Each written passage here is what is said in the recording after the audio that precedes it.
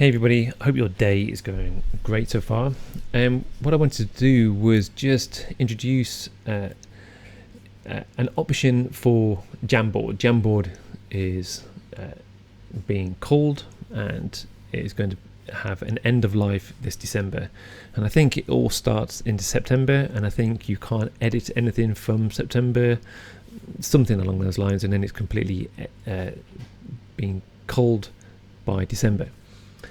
So one of the options that we have that is probably as good as, if not better than Jamboard, is Microsoft Whiteboard.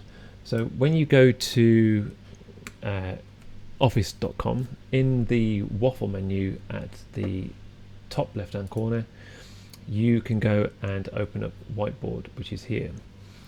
So I'm going to go and open this up and log in. And when you're here, you're presented with something that looks like this. There is an app that is available for iPad and Android and your phones, and then there's also an app for your desktop as well. So when you open it up, you can see that I use this all the time for short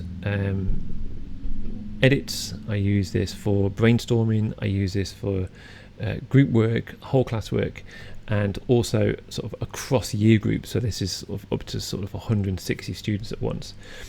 And so here we've got storyboards, we've got photo storyboards, and just things that I end up when I need to screencast something and I want the students to understand a particular concept, then I'll probably draw this out. When we go into Whiteboard, you can go and use any of the templates that are here. There are so many templates that are here that you can go and just utilize.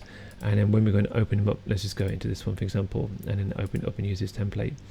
So when you go into this, you've got your zoom and you've got your pan, and then underneath at the bottom, you've got your writing tools.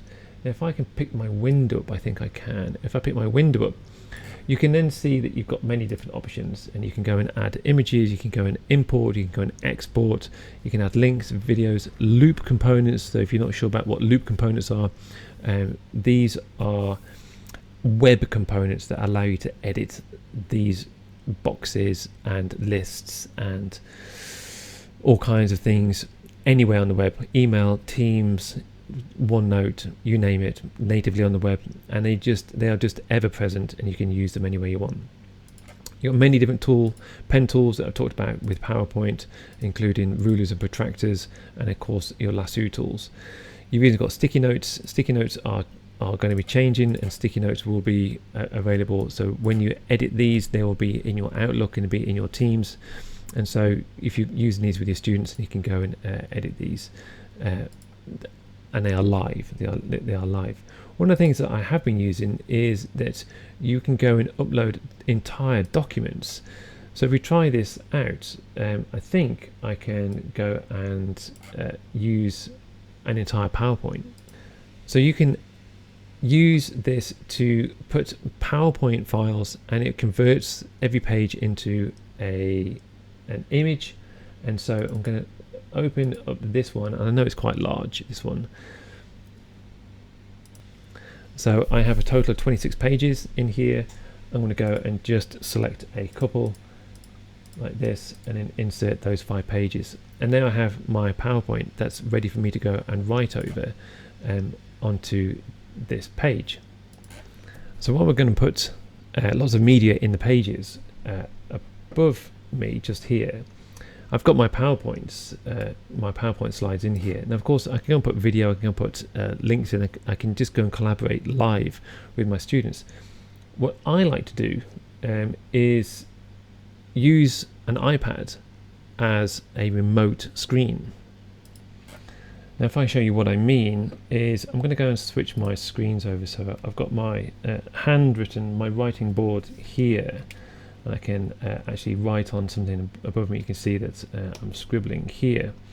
If I go and undo that for a second, and what I'm going to do is I've got my sort of iPad here, and I'm going to bring my iPad screen to just to the other side like this, and so I can move this out of the way. Let's move that out of the way like that.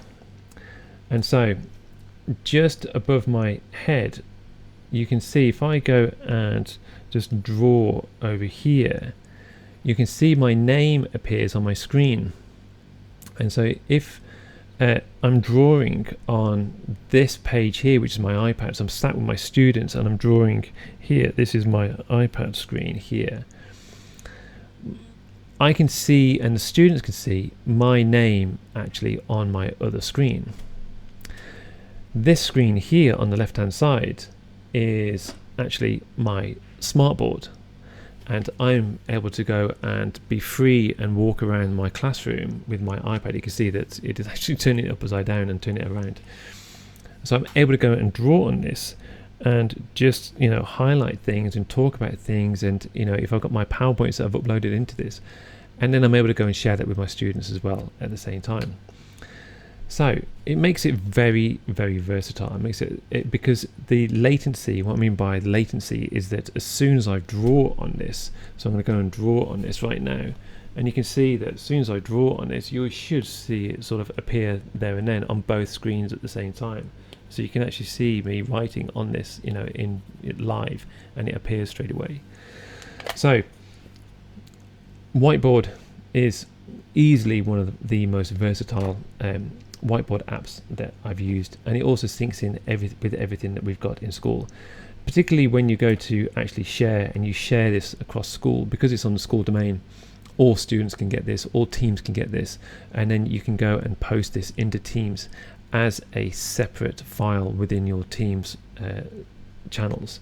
It just makes it a better option really for handwriting on the board, sharing on the board, and then being free and away from your screen and your laptop while you're able to go and use all the tools, PowerPoint, documents, images and video directly on the screen, and then back to whoever you're working with. So I hope that is useful to you. If you want more support on that, please get in touch. I'm more than happy to help you out. Have a great day.